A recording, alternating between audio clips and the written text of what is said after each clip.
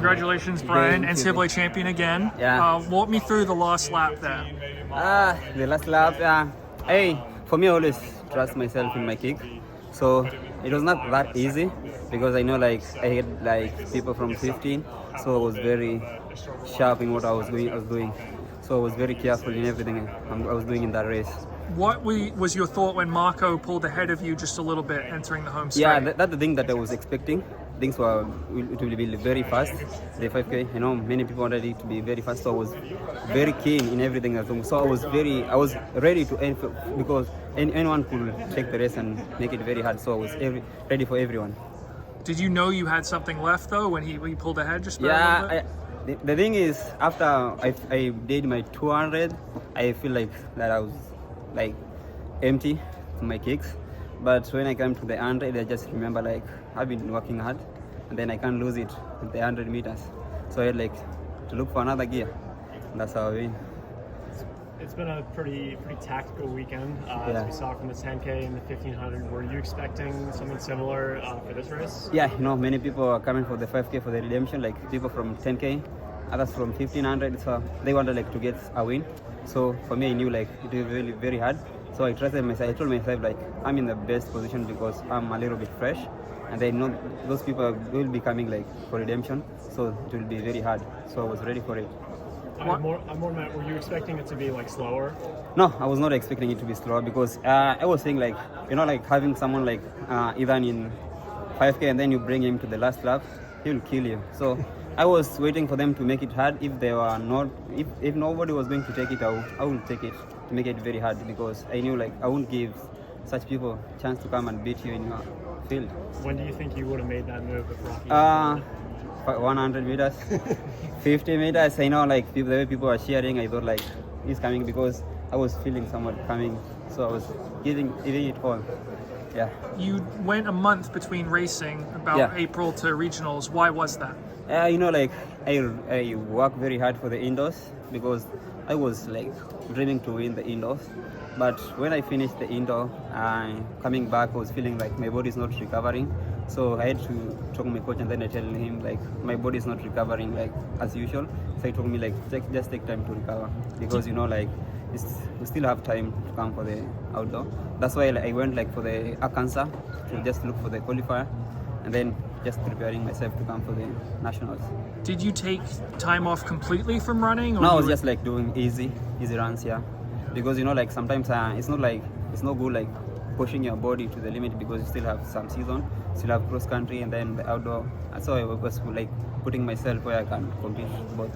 Brian, you've been a champion already, individual team, but I mean, this is it's almost hard for me to say out loud. It's the first one for Oklahoma State in the men's 5,000, considering how great the history of the program is. You're smiling. What does that mean to you?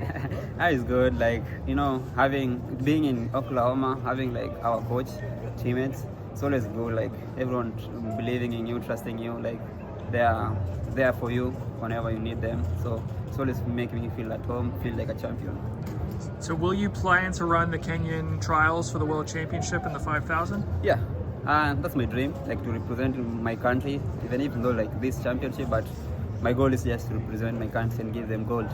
Was there an issue with you competing there last year? Because I think you wanted to run, right? But I wanted to run, but like according to the rules of Olympics, I didn't make the testing, all of them. So that's the thing that like we can't go against the rules. So I didn't make the required testing. So. But have you had the required test this time? Yeah. So how do you feel about your chances to make that team? Yeah, I'm happy. I'm feeling I'm good. I'm coming back. Though it's not like I'm back fully the way I was in indoor, but I'm coming. Will you go and train in Kenya at all beforehand? Because the trials are at altitude, right? So, yeah. Will you be based in Stillwater this summer or back in Kenya?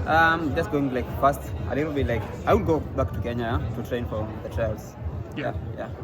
Tell me about that early season when you were doing all those easy runs, when you knew like your body wasn't feeling really good, wasn't recovering. Did that make you nervous at all? Yeah, a little bit because like I pushed myself a lot during indoor season.